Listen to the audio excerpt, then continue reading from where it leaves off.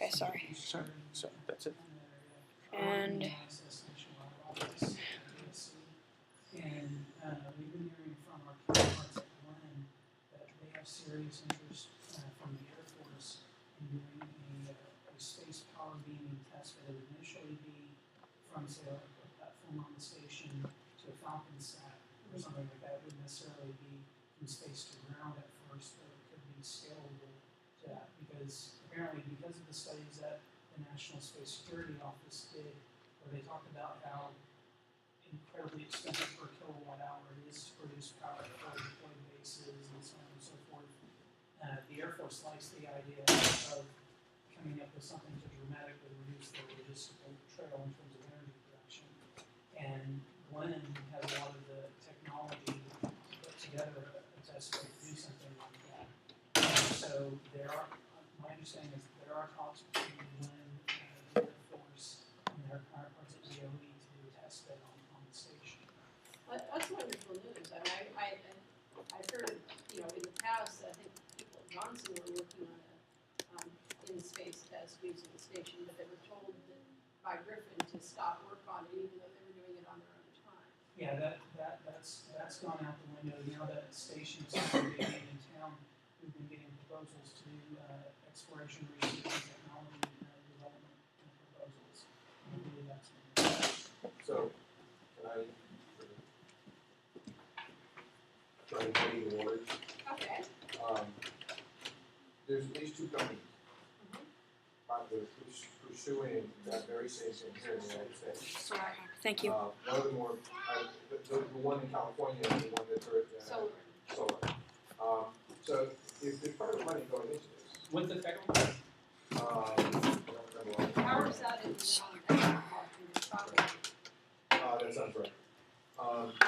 If there's private money going into this, do we need to have government money going into this? Well, we're still doing government research on internal combustion engine, and power's out. And the government is also now saying that they're not doing space solar power because it's not commercial. So they That's can't. a good deal. Like when NASA got in competition with deal, that's what killed commercial launch vehicles 10 years ago. But I mean, the power market is so huge that there's not going to be a killing off of any space solar power company. The power market is very huge, and also the government is now saying that these companies are not commercial. So that which really hurt. They're saying space solar power is not commercial. That's the line when you have to why the government is not doing space solar power. They say it's not commercial. I think It's not commercial in what sense? It's not commercial. It's not ask them. Ask Dr. Chu. Ask Ron. That's what the government line is. That space solar power is not commercial. I think that's an incredibly rude thing to say when you have U.S. companies trying to raise money and with contracts. It's interesting because the people at Glenn have developed partnerships with commercial partners. So essentially, they've come up with a system where Glenn does some of the initial R&D and kind of proof of concept, and then they spin it off into something that a commercial company can mass produce, like they're doing it with flywheel technology right now, also. Right. Which kind of rolls up into, okay, you trickle in space solar power stored in a flywheel and then beam it down at the appropriate energy density. That's one of the things that they're looking at. And are they partnering up with the Solar End and the other companies? I'm not sure. Who additional entrants as well. I'm not sure Which who. would be a good thing. Yeah, I'm not sure who all they partner up with, but I know that they're essentially trying to get this kind of like trifecta where there's NASA involvement, industry involvement, and Air Force involvement, so that all three parties can go to their either investors or stakeholders, be it in the Pentagon or at the headquarters, and say, look, we've got these partners here. You can't screw us over because then we're going to be letting our partners down, and they're trying to get a perfect storm going to roll out on this. Yeah, but the other thing I want to say about the government saying it's not commercial, especially Bobby Braun, who had NASA New Technologies, is what is the point of the government in terms of technology? It's to develop new technologies so they can become commercial.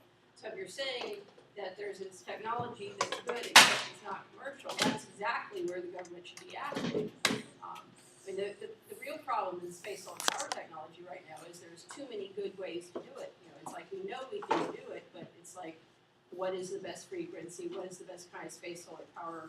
You know, solar cells. How do we construct these? There's just, you know, what should they be in LEO or MEO or GEO? There's just too much. And there's not gonna be a single solution because, Right. you know, the mobile users like the DoD, have one set of requirements, and the stationary users like, you know, African villages or whatever, have a totally different set of requirements. But We might end up DoD, with multiple. yeah, DoD needs a stationary too. They need to power the forward bases. They're paying the equivalent of like $10 a kilowatt hour to power the bases In some and the forward cases, bases. $28. Yeah, to power forward bases And those bases don't move too much. and yes, and the half the casualties in Iraq were fuel trucks. Well, what? Were fuel trucks or combat. Oh, yeah. Convoy fuel attacks. Yeah, half the casualties. We could cut the casualties in half with space solar power. Wow. I mean, somebody needs to be shouting that one from the rooftop. Yeah. The National Space Security Office did that analysis where they looked at how much it costs per kilowatt hour to provide energy to their forward deployed That bases just needs and to what be, the casualties are. yeah, every media outlet needs to be screaming that one at the top of their lungs. I'm not No, sure no, I don't understand do how that. that's gonna No, work. you don't. No, because you're not gonna you hear talk it. about You're don't just know not that. gonna The hear point, it. you don't know that. on the ground. You need to We're find a talking way. about microwave receivers That's that are true. possibly kilometers wide. Well, it's easier, not that difficult to project a kilometer-wide area of the desert that you already control the area of. But Is that how much would be needed for the power density, Yeah. for the power density requirements of the Perhaps a forward couple. deployed bases? Well, It the depends on key your is- power density. you know, at the frequency that they have been proposing to use, a kilometer on the ground is necessary for the rectangle. But it is just basically a net with some electronics attached. So it's, you know, you could probably have lots of spares that you could easily deploy. It would be very difficult to take the whole kilometer thing out. The other thing is it would be relatively easy to protect versus, you know, hundreds of kilometers of road. Right, and you could certainly do that already on any of the air bases. Right. I mean, you just put it between the runways, and you Or put already it have in- that much perimeter anyway. Yeah, put it in no man's land. No, put right between the runways. Yeah. The airplanes don't care too much because they're already landed. How serious is the environmental? I assume your environmental group's opposed to this. Is that correct? The main If you could just talk about it. The main opposition to space solar power, I think, is not in terms of the environmental effects of space solar power. There is some concern about the heating of the earth from it and the safety of microwaves, which is something we need government studies on because the commercial people can't do those government studies. But the main opposition, I think, is the attitude. There is two main worldviews. One is we all use less and we all lower our standard of living and we live within the, you know, we live carbon free within the Earth's resources. And the other is we go out and build space solar power and everybody lives a middle class lifestyle on Earth. You know, all of it, you know, we move the other 6 billion people up to middle class lifestyle. And that seems to be the main division. There's a lot of people who really don't like the idea of, I think, who don't like the idea of, you know, we don't really need to conserve. What we need to do is develop in a different way.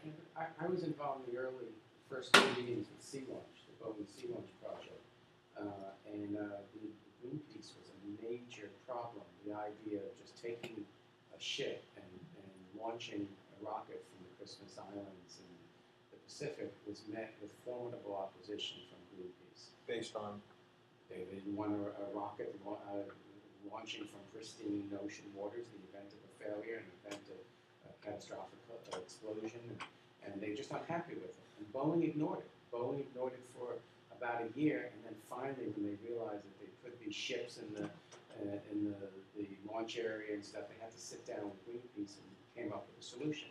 So I just have to believe that there is opposition from powerful environmental groups to burning a hole through. Well, I don't think there is, because I don't think they've been paying enough Okay, attention to so maybe this. that's But there not- might be. But yeah, they should. What They will, was the and solution maybe- that Boeing came up with? I'm not privy to it. But I believe it had to do with A, modifications to some launches, and B, I mean, I'll just say this, I'm not privy, I think Boeing began paying for some of Greenpeace's budget, made contributions to Greenpeace. I think the answer to that is to find areas of common ground where you can demonstrate that space solar power helps them with their larger objectives. For example, you point out the fact Carbon that footprint. you reduce your carbon footprint because you aren't burning petrochemicals to produce energy, or you're not burning coal to produce energy. There's also the fact that by maximizing the efficiency of your transmission by radiating on a wavelength that is largely atmospheric transparent, you reduce by increasing your efficiency, you actually reduce the amount of heat you introduce into the atmosphere.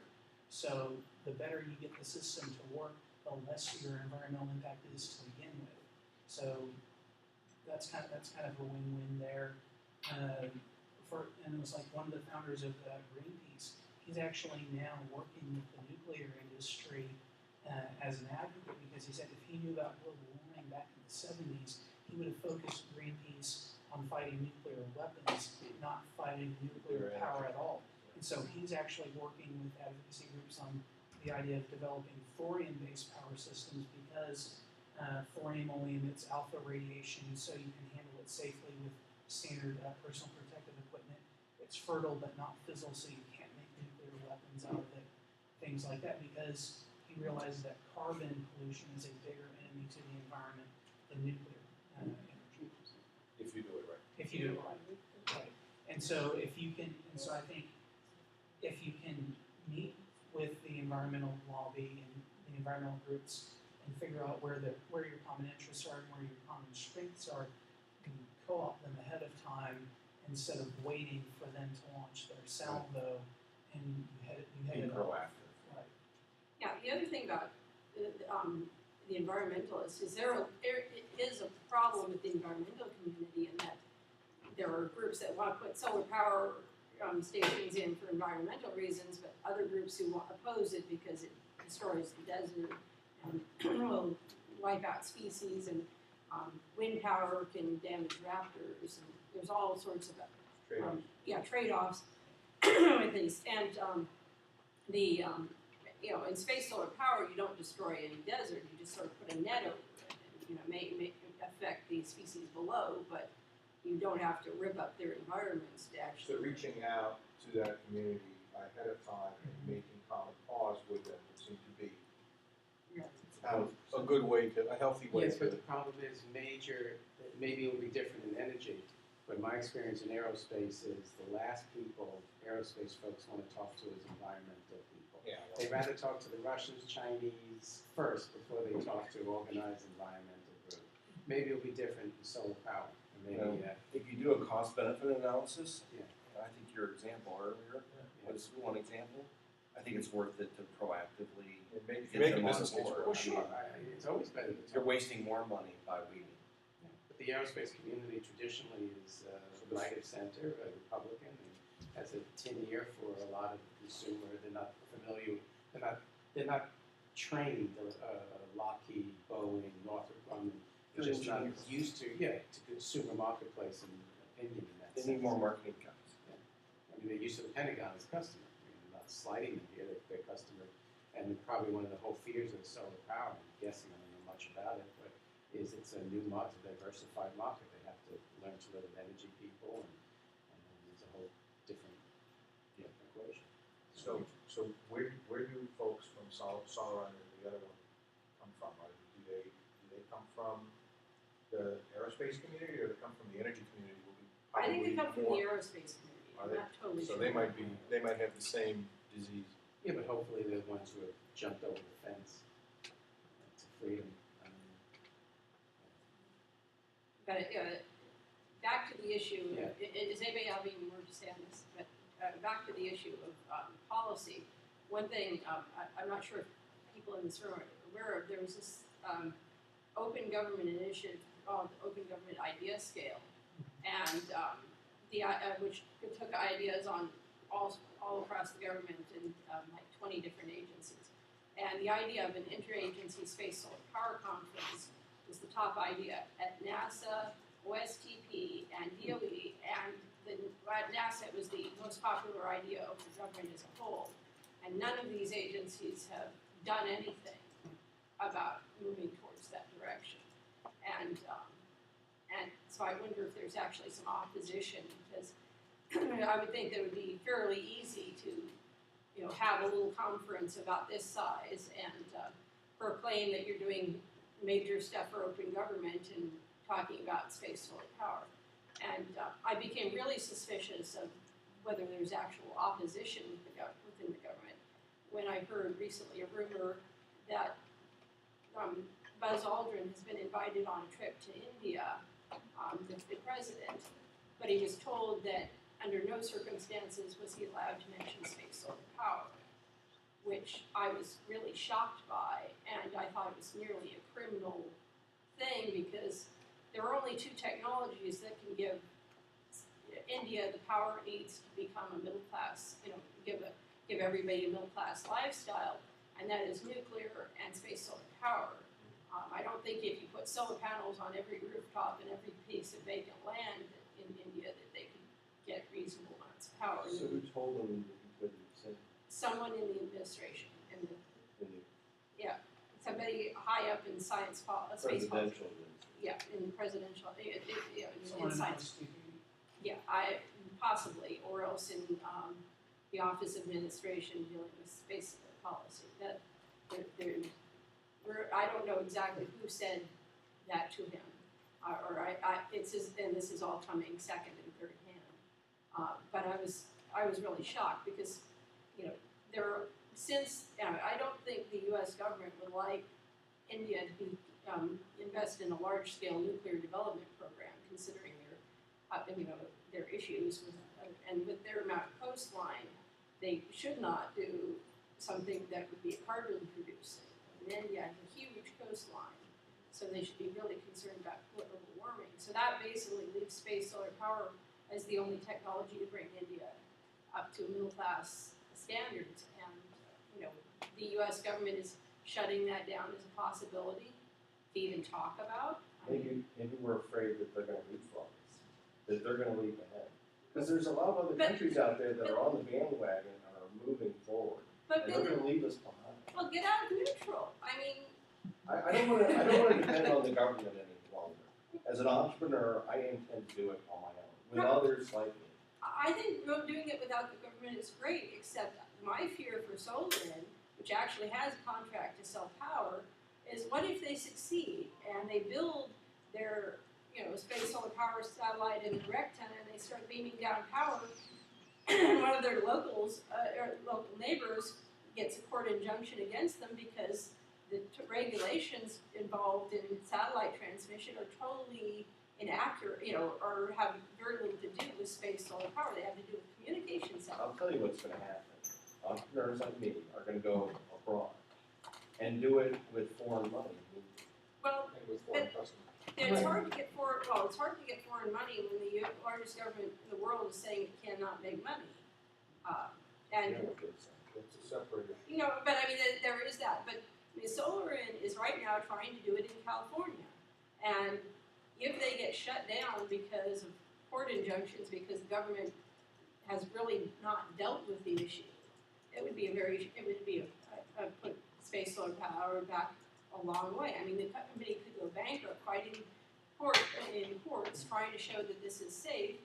Even if they funded studies, nobody trusts government, private corporation funded They studies. trust the government either, so. Well, they don't really trust the government, but they trust the government studies more than they do of private corporations. So maybe another preemptive solution here is to follow the model that FAA is doing with AST, which is creating and chartering an office whose job is both to support the development of entrepreneurial space industry and at the same time regulate its safety vis-a-vis the uninvolved public.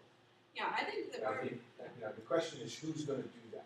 I think the Where Department does of that Commerce would be excellent at that, and especially the Office of Commercial Space, the Office of space commercialization at the Department of Commerce would probably be excellent to take a lead on that. Also, Commerce has also the third largest world space agency in NOAA, and they deal with bandwidth also, so.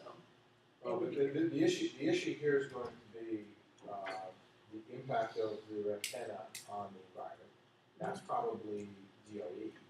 No, that's EPA. Yeah. Probably, and then the other one is the passage of microwave radiation through the atmosphere. Where does that belong as regulatory? I mean, FCC. Yeah, well, I mean, FCC deals with that. I mean, we have to get the FCC involved to get the bandwidth, and the ITU to get bandwidth. Well, the FCC gets involved with microwave propagation from microwave length. Yeah, but any bandwidth issue, the FCC takes the lead on, or it has to be involved in. So, but that also means that there's both of these two agencies need to end up in a coordinated regulatory process, which is going to be a lot of fun. Well, is FCC part of the Department of Commerce? No clue. No. Were they in? Are these They're an independent agency? Yeah. And EPA is Interior? EPA is an independent Is also agency as well. But there is a group in Commerce who deals with Works bandwidth. with the FCC. Yeah, I'm not sure, I forget the name. NTIA. Yeah, I think it's NTIA. It used to be. Yeah. I wonder if congressional leadership might bring the appropriate players together. For example, I'm from New Jersey.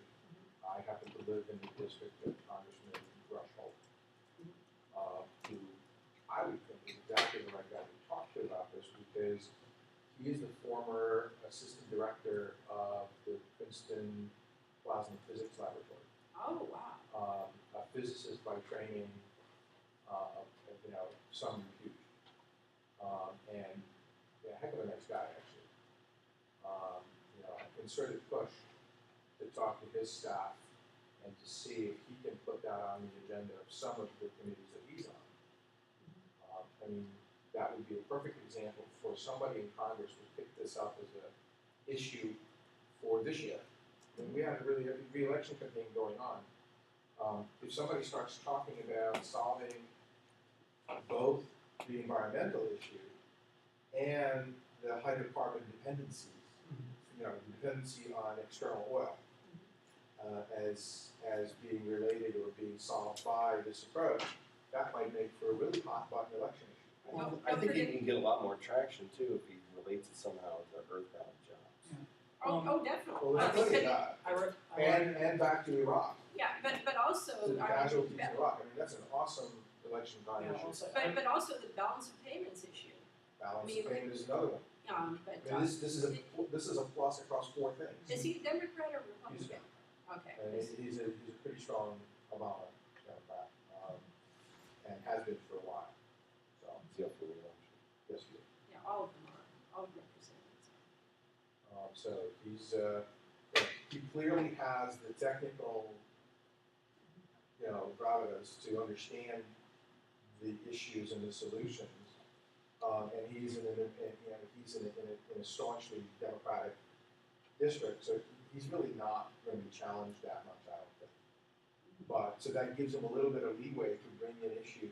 The only problem is that this hasn't been one of his core issues, and he's not. I don't think he's. I have to check it out.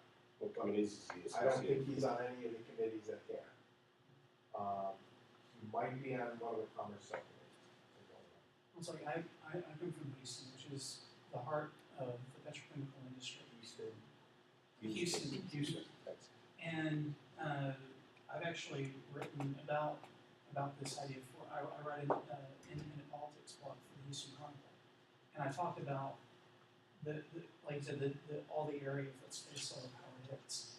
And even in Houston, which is like I said, the heart of the petrochemical industry, I've gotten a lot of positive response because the petrochemical people, as far as they're concerned, we're still going to need oil for plastics, we're still going to need oil for industrial chemicals and so on and so forth.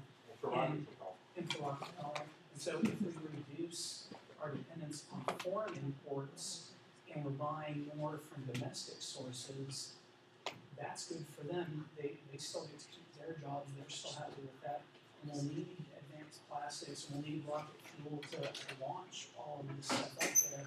So as far as they're concerned, it's a win-win because it brings it keeps high-tech jobs here in the U.S. without directly competing with them. So, Our highways are made out of petroleum products. yeah. And they have to be rebuilt often. And we're building more and more roads. And so what are our highways going to be made out of in the future? When petroleum gets too expensive to use for that. So Go back to there's, cement. well, but that uses even more carbon just to create, limestone made of concrete. But that's, So the it's not a roads, sustainable idea. the roads are made out of very heavy distillates, not the light, distillates. But we can only recycle those so many times. And then we've got to figure out something else. Yeah. There's tons of shit. Can I interrupt real quick? Ignite talks are about to start in 5 minutes, so I just wanted you guys to be aware of the time. Okay, thank you. Thank you. Caleb, you're good to stay here until somebody gets you. Okay? I'm supposed to put the computer. Are you gonna bring it back? Just stay here. Just Okay, stay here. Actually, there's a guy that's. Can you comment on what some folks here mentioned what JAX is doing? Can you sort of comment, are you up to date on what's going on in the rest of the world? Okay, well, okay, the Japanese have committed 21 billion over the next, I forget how many years, a decade or more, to build a space solar power demonstration. The European company is also looking into space solar power. The Russians are interested in space solar power. Dr. Kalam, former president of India, is very interested in space solar power, which is one of the reasons why it is disturbing that space solar power seems to be off the table in terms of the president's visit to India. So I might be forgetting somebody, but Well, I know China's also interested because Oh, yes. their pollution problem is enormous. oh yes, they've been working a lot with the space energy people. That's not an American company, but it might have an office in California so it could be for purposes be an American company. I think it does have an office in California, but Space Energy has been made 2 trips in the last few months to talking to the Chinese about space solar power. 2 big conferences where they were involved in. So there's a lot going on under the it's like we may get run. The U.S. government may have a Pearl Harbor situation with space solar power, and that finding everybody and his dog having a space solar power demonstration or actually as a project, and we're doing nothing. So I think what you're suggesting about talking to people in Congress, getting the bug in their ear. I'm writing notes exactly what I'm going to tell their staff. Yeah, but I'm thinking maybe that's the takeaway from this is that we those of us that have been in this talk, we go out and we talk to our friends and allies back at our respective homes and get them to start talking to their Congress people about how this is important, what opportunities it offers, linked to the various studies that have been done. I know there was a study that ESA did a couple of years ago that showed that a space-based solar power system would pay for its energy costs to establish within 1 year of operation. So if you guys can help me, I took the notes after the conversation went on. Here's what I have. Reduce carbon footprint, reduce foreign oil consumption, improve balance of trade, help reduce casualties in the future for armed conflicts, jobs. Yeah. What else? What am I missing? What else am I bringing to the table? Well, I think we need to figure out whether we're going to be leaders or followers. And right now, we're looking like followers. That's going to be hard as an election issue to a congressman. First off, you're not going to raise any election issue. I mean, go out and do what you want to do, but it's too late to raise an election issue in 6 weeks. It might be. Yeah, No, I mean, Nonetheless, The I United think United that States is has always actually been seen as a leader. And we're falling behind. We're getting fat and lazy. Well, and- you look at all of the rhetoric in Congress right now over the space program in general, Right. and that's the drum that everybody's beating is that the U.S. still needs to be a leader. I personally don't care if the government helps me. I just don't want them to get my way. Right. But as long as space is a jobs program, they are going to get in the way of actual space development. because. I mean, like, one of the things I have to deal with is ITAR, you know, the State Department and ITAR. I mean, I'm limited as to how I can gather people together and who I can talk to about whatever because of this regulation. And it's not like I want to take over the world. I just want to bring it together. So, I just need It's the the government bane to of, stand up. it's the bane of everybody's existence. We all have to deal with it. But I think one issue is to say, do we want to be buying power from the Japanese or selling it to the Arabs in 50 years Right. or 20 If the Arabs were smart, they'd get into space energy. They, And when They're the interested. space energy guy, one of the space energy guys has spent months in Dubai. Mhm. Dubai is interested. Well, I mean, who was it that made a large investment into Virgin Galactic? There was a large. It was the Middle Eastern It was a guy large who bought Middle Eastern 30%. investment, who bought 30% of Virgin Galactic, which may not be a direct investment, but it is in the same direction. Is that a dollar Yeah. mutual? Yeah, they want to get into space hard. Yeah. I'll keep it downstairs. Well, thank you. Thanks. Wait, was that an ignite? What? Yeah, it's a fast engine. Was that an ignite talk? Or what was No. that? Okay. Oh. I don't know what I'm doing. Well, no one does, as your father. See, I live in